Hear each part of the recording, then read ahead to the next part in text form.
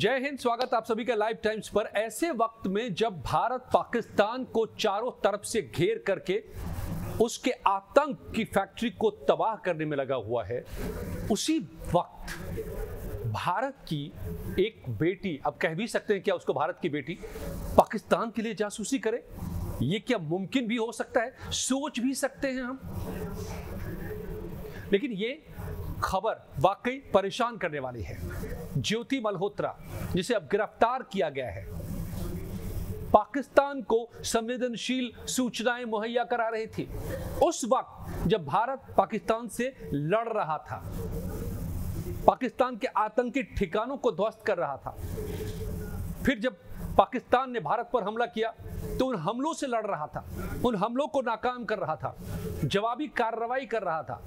पाकिस्तान के सैनिक ठिकानों पर हम हमले कर रहे थे, हमारे सैनिक पाकिस्तान के चप्पे चप्पे पर पाकिस्तान को दहला रहे थे। उसी वक्त भारत की दुश्मन ज्योति मल्होत्रा पाकिस्तान के साथ खड़ी थी, हिंदुस्तान में रहकर हिंदुस्तान से दगाबाजी करके। क्यों? किस लिए? चंद सिक्कों के लिए, चंद पैसों के लिए भारत को बेच रही थी ये भारत की ही बेटी Jyoti Malhotra. YouTuber, insta influencer, Bharat के खिलाफ, भारत से दगाबाजी कर रही थी, भारत से गद्दारी। इस खबर ने आज सबको परेशान कर दिया है कि कैसे, क्यों, व्हाई। हरियाणा की एक बेटी, उसी हरियाणा से एक एक सैनिक जाते हैं बॉर्डर पर, अपना लहू बहाते हैं, पाकिस्तान को मुंहतोड़ जवाब दे रहे थे। और उसी हरियाणा की ये बेटी कैसे देश से गद्दारी कर सकती है, कैसे पाकिस्तान के लिए भारत की सूचनाएं पाकिस्तान को मुहैया करा सकती है। इस जानकारी ने आज सबको सकते में डाल दिया है भारत को।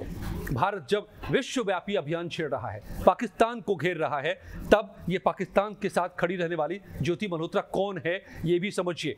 पाकिस्तानी खुफिया एजेंसियों को ये संवेदनशील जानकारी मुहैया करा रही थी, गिरफ्तार किया गया है। शनिवार को ये जानकारी पुलिस ने खुद दी है। हरियाणा के हिसार में ये ट्रैवल विद जेओ नाम का यूट्यूब चैनल चलाती है, वहां से इसका इंस्टा अकाउंट भी है।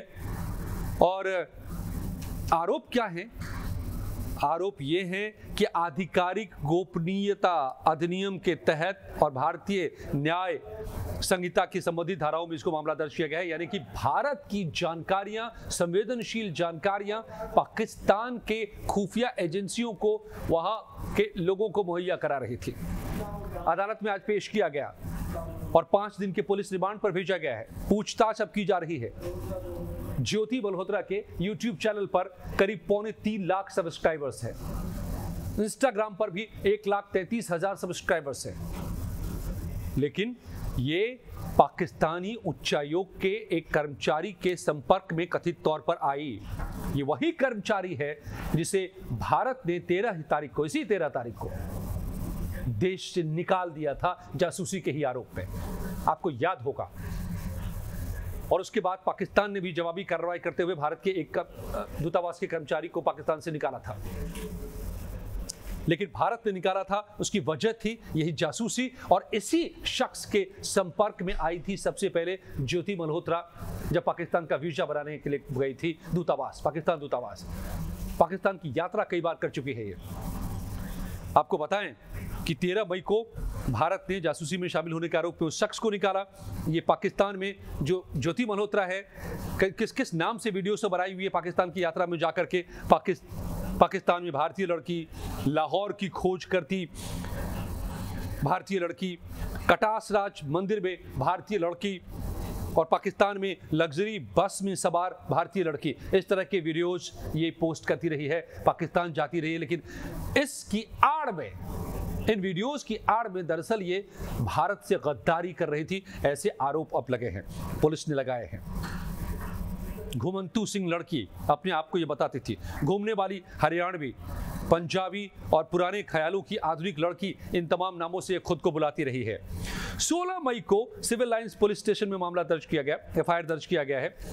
आपको पता है कि 2023 में ज्योति पाकिस्तान उच्चायोग के एहसान उर रहमान उर्फ दानिश के संपर्क में आई थी, जिसको निकाला गया। फिर पड़ोसी देश की यात्रा के दौरान ये वीजा लेने गई थी, तब दानिश के संपर्क में आई। फिर दानिश ने इसको और लोगों से मिलवाया। एफआईआर में बताया गया है कि ज्योति 2 बार पाकिस्तान की यात्रा कर चुकी है।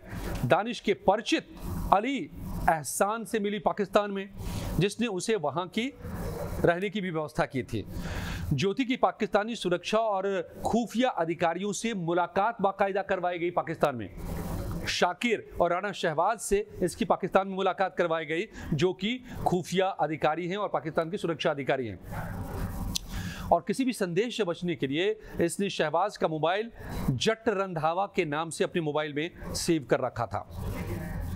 और व्हाट्सएप, टेलीग्राम, स्नैपचैट के जरिए ये इन लोगों के संपर्क में रहती थी। इसको पैसे भी वहां से ट्रांसफर किए गए थे।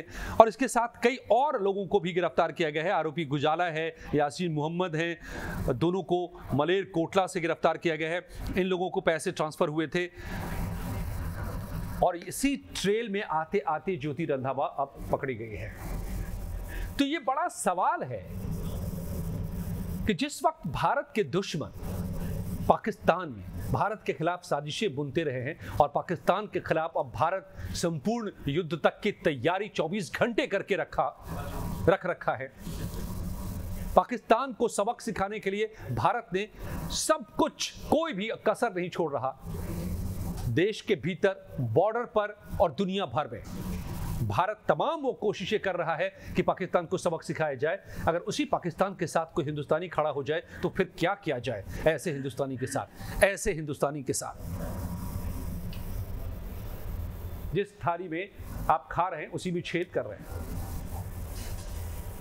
तो फिर आप बताइए कि ज्योति मल्होत्रा के साथ क्या सलूक किया जाए।